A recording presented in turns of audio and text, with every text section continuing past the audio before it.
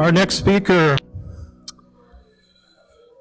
earned his PhD in intellectual history at down the street at UCLA. I guess that's probably a little more than down the street, right? But he is the editor of the Mises Review, contributor to such journals as Analysis, the International Philosophic Quarterly, Journal of Libertarian Studies, Quarterly Journal of Austrian Economics. He's a senior fellow at the Ludwig von Mises Institute. He was a close friend of my teacher, Murray Rothbard. He's written books, Resurrecting Marx, The Philosophical Origins of the Austrian Economics, and an introduction to economic reasoning.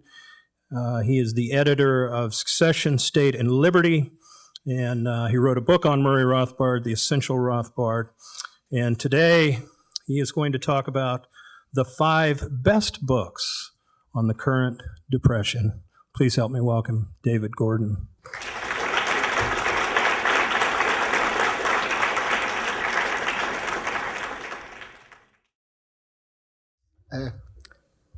Doug mentioned in his introduction that I went to UCLA.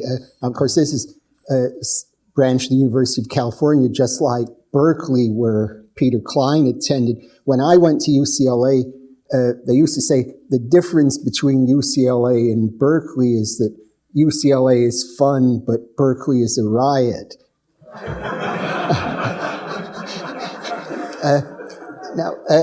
I'm in the books I'm going to mention on the crisis are, as you would expect, all presented from the point of view of Austrian economics. And one thing is, I think about the Austrian point of view, it's a very easy to understand view, very commonsensical.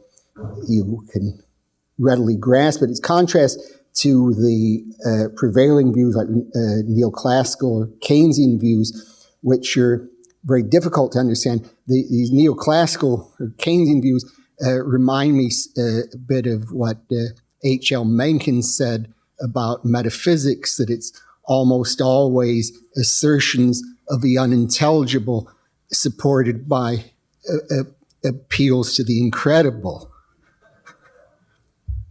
But the first book that I want to mention is one that really gives you the basics of the Austrian view in a very easy to understand form. It's a very short book. It's not as short as the world's shortest book, which is Our Duties to Others by Ayn Rand, but it's quite short. The book is Murray Rothbard's book, What Has Government Done to Our Money? Now, what Rothbard does in this book is he makes there's really 2 ways of looking at money. We can view money just as pieces of paper or entries in a checkbook, sort of something just artificial based on a social convention. Or on the other hand, we can view money as a commodity. And Murray Rothbard argues that really money must originate as a commodity, that money is just really a commodity, just like any others, and really the only sound basis for a monetary system is money as a commodity. And he goes on from there to give in the amazingly short space a complete account of monetary theory, where he explains the basics of the Austrian theory of the business cycle, which some of the previous speakers have discussed, where an expansion of bank credit causes malinvestment and leading to depression. And he also goes into how the gold standard works and the difference between the classical gold standard and gold exchange standard. He has an account of the Federal Reserve System. So he really gives you the basics of the whole Austrian approach right away. Now, if you get that, then you're in a position, I think, to understand the whole of the crisis. Now, I think one of the biggest mistakes, probably the biggest mistake people make about the current crisis, is they'll think that well, this is just a problem, say, in a particular area of the economy, particularly the housing market, real estate, that just got out of hand, and this was what it was tied in with other things. And because of this, that's why the economy faced collapse. And they don't realize that this is tied in with the problems in the whole monetary system. And I want to mention this, which is second book, one that gives a very good account of some historical episodes. A book by the president of the Mises Institute, Doug French, which is called Speculative Bubbles and Increases in Supply of Money. This was a master's thesis that he wrote under Murray Rothbard. And what Doug shows in this book, he takes 3 historical episodes, and he shows in every case where there was a speculative boom, it was associated with an increase in the supply of money. So it's not just some particular market getting out of hand or some particular product getting out of hand, but it's always some increase in the supply of money. Now, the first of these is the famous, that he discusses, famous tulip mania case in the Netherlands in the 1630s. And here, unlike most cases where there's a financial panic, it wasn't that the financial system was based on fractional reserves or something like that. But on the contrary, the Bank of Amsterdam insisted on a very sound money policy, but because of that, it attracted a lot of gold and silver came into the country, and it was only because of that expansion of money that you had the tulip mania. Now, the second of the crises he discusses, the famous John Law Mississippi bubble. This was something that John Law was a Scotsman who moved to France, tried to have a investment in Mississippi, but it wasn't just investments.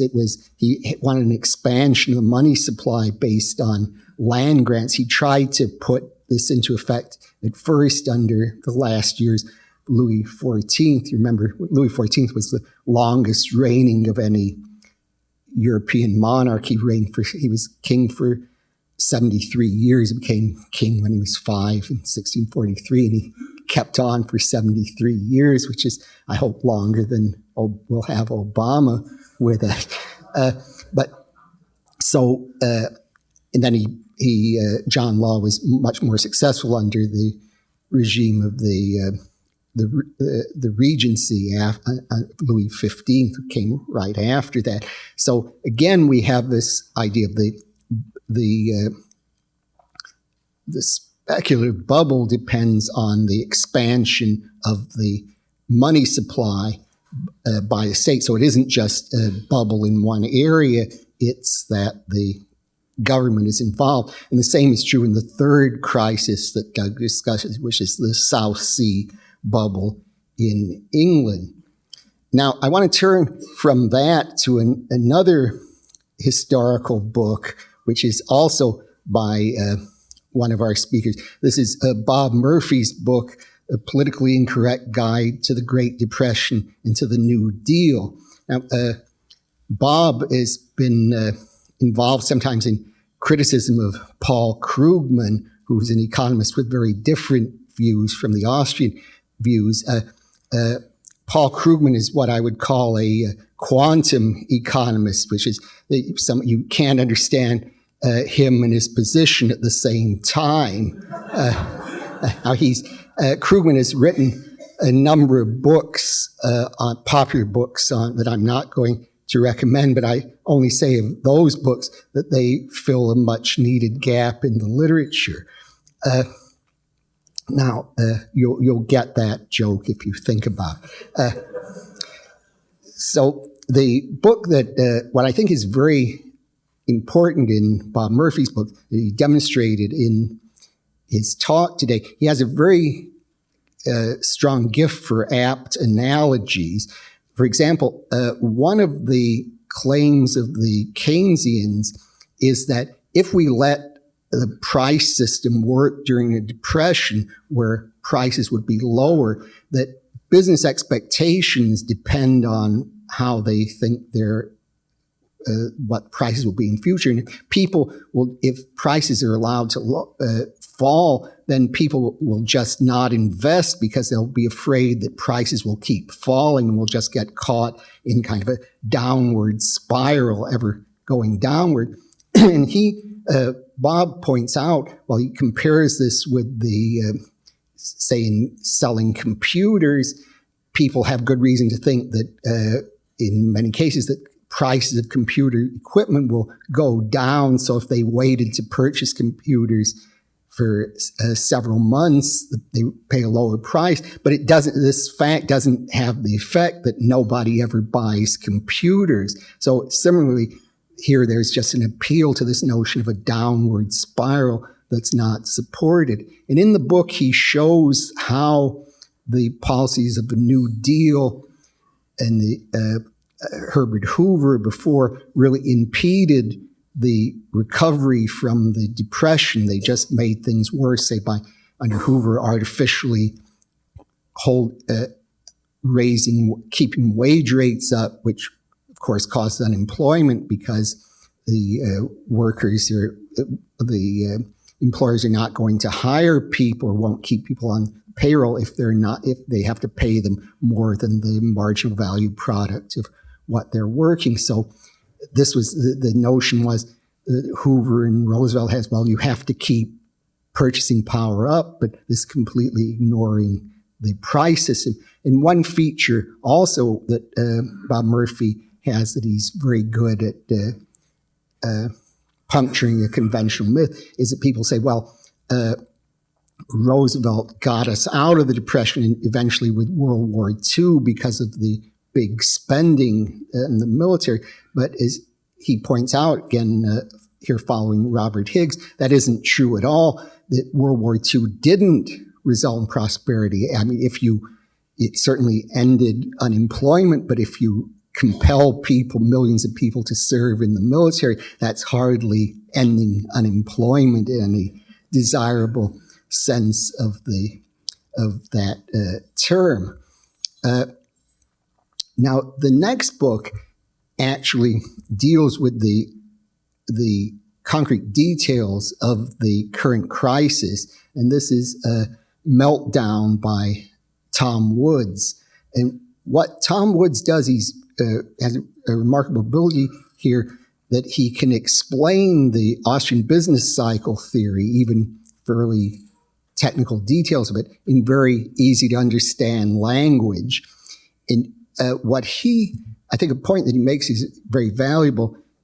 He says, the basic problem with the Keynesian approach is that it's really thinking that just printing up more and more pieces of paper, the equivalents, will promote prosperity. But really, the only way you can have prosperity would be an increase in actual goods and services. And the way to do that is we have to have saving. We have to have people postponing consumption and saving so we can have actual capital goods being created. And we won't do this just by having the government increase the supply of money. And he's one point he makes that's very people might say, well, this is a very interesting theory, but how do we know that the Austrian view would be, well, the government should really respond to the Depression by not doing anything instead of trying to stimulate the economy. Government just is the source of the problem through this expansion of bank credit causing the business cycle. So it should just stop doing anything. So people say, well, isn't this too dangerous? What would happen if they'd done that in 1929? It would lead to disaster. So one point Tom Woods makes, he's stressing he's by profession a historian. He points out that there was quite a big recession at the end of 1920, going into 1921. where the drop in production was even more than in the famous 1929 depression. And the government, which was the last part of Woodrow Wilson and the presidency of his successor, Warren Harding, really didn't do anything. We didn't have any stimulus package or anything like Hoover and Roosevelt attempted, but the economy recovered very fast within 1921, it was already back to prosperous levels. So we have really a case study showing how by following the Austrian program, which if the government doesn't do anything, then the economy will recover much faster.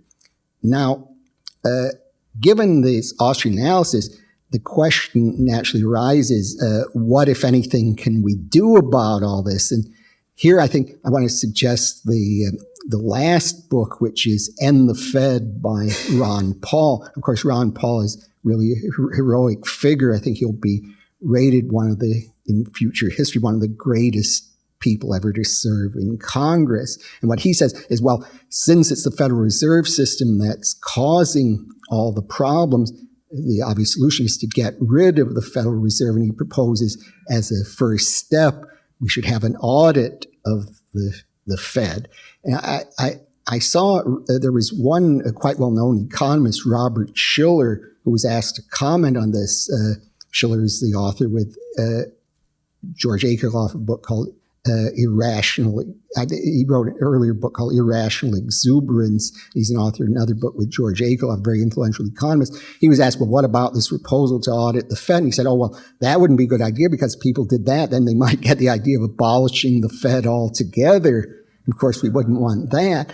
Now, one thing Ron Paul mentioned in the book, I think very interesting, Alan Greenspan, who was the Fed chairman for a long time, was, as some of you know, a follower of Ayn Rand, and he'd written essays defending the gold standard.